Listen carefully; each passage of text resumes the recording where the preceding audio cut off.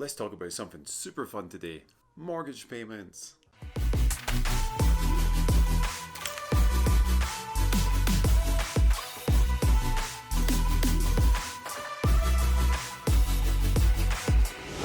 What's up guys, Lewi Gault here, welcome to the channel. As always, we are dropping weekly videos with tips for home buyers and sellers and investors. So subscribe if you haven't done already, hit the like button, do all the stuff, and you'll be good to go. Today we are talking about the most fun thing ever, and it's mortgage payments and the breakdown of that and how it all works. Now this might not be the most exciting video of all time, but it is helpful, especially if you're a first-time home buyer, to break down the mortgage payment and let you know exactly where all your money is going to and how it all works, what benefits you, what doesn't maybe benefit you, and break it all down. So here we go.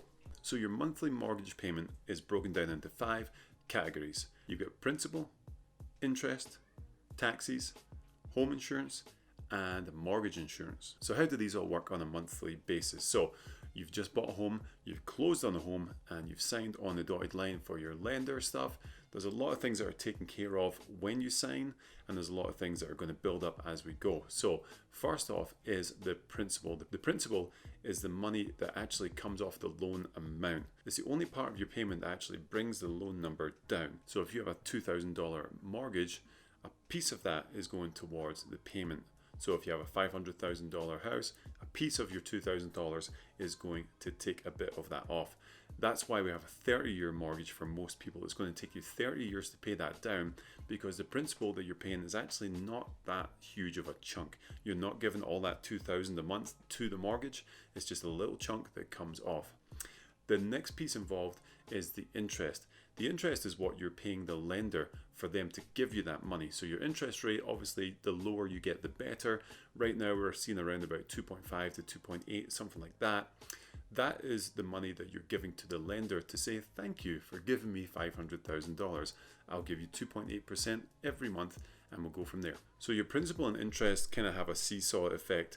When you first start paying your mortgage payments, your interest is actually going to be a lot higher than the principal. But as you start paying off the home more and more, the principal is actually going to come up and the interest is going to go down every month as you're paying. So you can watch that kind of move, but eventually you're going to be paying more principal towards the end of the loan term.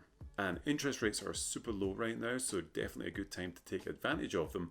But still, keep in mind, you are paying that every month to say thank you to your lovely lender for giving you all that money to buy a house. All right, the next thing is home insurance.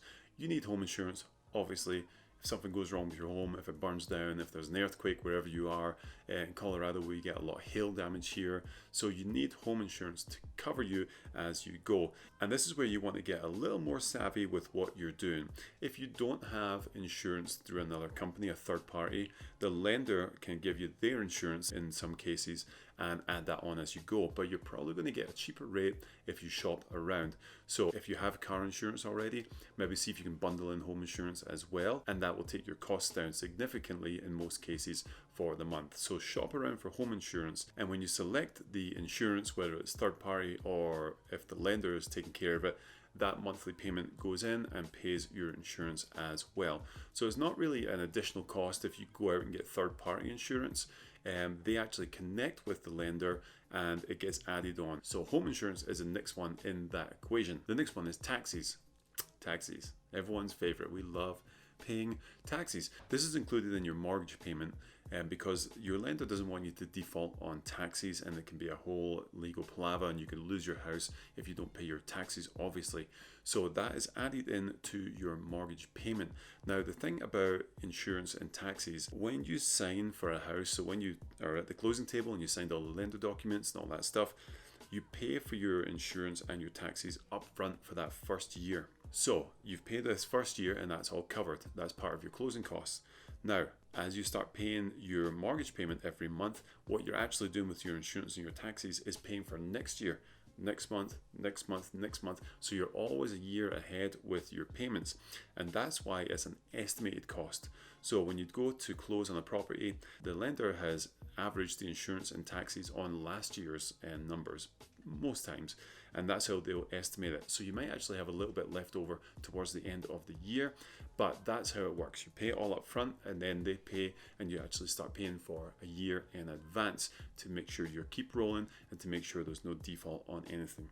And the one thing to watch out for, and you will get this, you'll get a letter in the mail for your taxes. It's a bill and says, hey, you owe property taxes, and you have it, and it's super official, and you're like, oh, I thought I was paying this already, and you have to freak out. But that's just a formality. So they send that over, but you're paying it already. If you're not sure about anything, if you're kind of confused, contact your lender and they'll walk you through it as well. But insurance and taxes, you pay a big chunk of them up front, and then you start paying the next year as you go. Okay, the next one, and it could be optional, is PMI, private mortgage insurance. Now this actually protects the lender, it doesn't protect you, so it's not an insurance for you, it's for the lender. You can avoid paying this by doing a 20% down payment, but a lot of times people aren't fortunate enough to have 20%, so you're going to do less. Now what happens here is with the lender, it just makes it more of a risk to lend you that $500,000, right? If I'm going to lend you all that money, I want to see that you have a lot of skin in the game. Now if you don't, I'll still give you it, but I want protected on my end. So PMI protects the lender, not you. Remember that. It's not protecting your mortgage. If you stop paying your mortgage, it's not going to protect you from going into default or, God forbid, losing your house or whatever that is. But it protects the lender as they go. Once you get up to that 20% equity mark, then the PMI can be taken off. So no matter how small a down payment you put on the house, if it's FHA, conventional, whatever it is, try and get to that 20% as quick as you can and get rid of that private mortgage insurance, because it does the lender a favor, it doesn't do you any favors. So that is a super quick breakdown of what's involved in your mortgage payment: principal, interest, insurance, taxes, and PMI if you're not doing 20% down. Now there's a lot more that goes into each section of these that we can't cover in this one little video, but reach out if you have any questions, drop them in the comments. I'd be happy to talk through further with this, and I'm actually going to get a lender on the channel soon, and we're going to sit down and talk about everything to do with the loan, with closing costs, with how the loan progresses, with your mortgage payment and stuff like that. So if you have questions that you want to ask an official lender, then let me know in the comments below, and we're going to get them on, walk through everything step by step and go through that. But for now, take those 5 things into consideration. Principal, that's the only part of the mortgage you're actually paying to take off of the loan. Interest is saying thank you to the lender, and you're paying them what you owe in that interest rate, 2.8% or whatever it is. Insurance is for your home. Taxes is for the state or the city. They get paid upfront for that first year, and then you're paying afterwards to build up the reserves. And then the last one is PMI, which we want to get rid of as soon as possible. So there you have it. We will see you next week with another video for Real Estate Matters in Denver. If you have any requests for videos at all, if you want to learn more about a particular subject, drop them in the comment below and I will put one together for you. For now, take care.